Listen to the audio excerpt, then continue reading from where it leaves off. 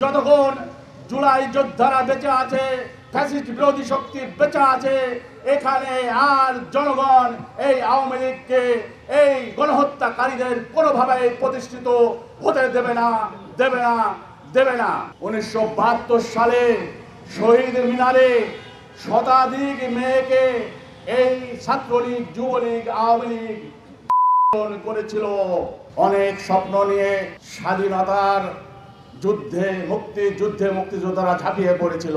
মুক্তিযুদ্ধ শেষ করে তারা অস্ত্র জমা দিয়েছিল, কিন্তু তথাকথিত মুজিব বাহিনী এবং যারা কলকাতায় বসে আমোদ ফুর্তি করেছে, তারা মুক্তিযুদ্ধের চেতনাকে কলঙ্কিত করে সেটাকে ফেরি করে তারা 1972 থেকে 75 পর্যন্ত এই দেশে চেতনার নামে মানুষের উপরে জুলুম করেছিল।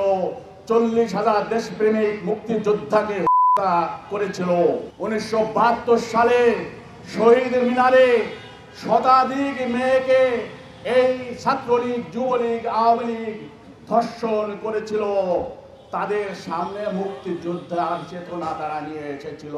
তারা ডাকসু নির্বাচনে ভোট কারচুপি করে ব্যালট ছিনতাই করেছিল, কৃত্রিম দুর্ভিক্ষের সৃষ্টি করেছিল, নিজেরা মজুতদারি করে সমস্ত কথা বন্ধ করে দিয়েছিল। বাক ব্যক্তির স্বাধীনতা বলে কিছু ছিল না।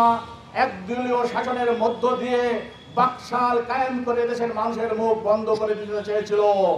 কিন্তু যে সমস্ত বীর মুক্তিযোদ্ধারা এই দেশকে স্বাধীন করেছিল, তারা পুনরায় আবার ঝাঁপিয়ে পড়ে কর্নেল ফারুক, মেজর হুদা, মেজর ডালিমের মতো ব্যক্তিরা 15ই আগস্ট 1975 সালে এদেশকে ভারতীয় আধিপত্য মুক্ত করেছিল এবং মানুষ দেশকে রক্ষা করেছিল।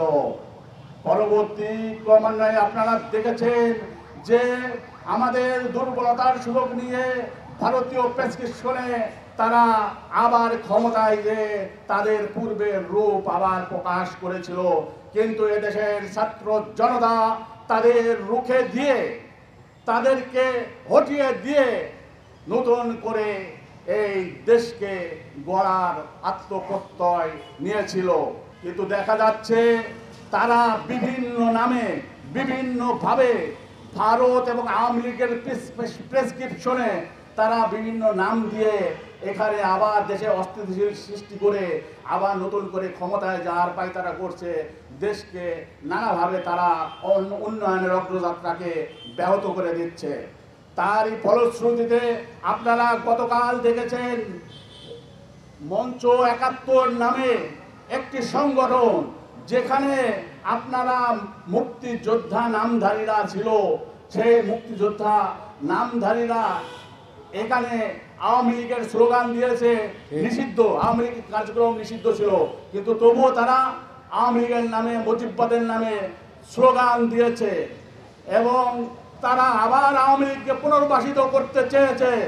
কিন্তু যতক্ষণ জুলাই যোদ্ধারা বেঁচে আছে, ফ্যাসিস্ট বিরোধী শক্তি বেঁচে আছে, এখানে আর জনগণ এই আওয়ামী লীগকে, এই গণহত্যাকারীদের কোনোভাবে প্রতিষ্ঠিত হতে দেবে না, দেবে না, দেবে না। এ ব্যাপারে আপনাদের সবারই সহযোগিতা লাগবে। কেননা আপনারা মিডিয়া, আপনারা জনগণ যদি আপনারা এগিয়ে আসেন, তাহলে ইনশাল্লাহ এদেরকে আমরা প্রতিহত করে, প্রতিরোধ করে আমরা আমাদের দেশকে স্থিতিশীল রাখতে পারবো।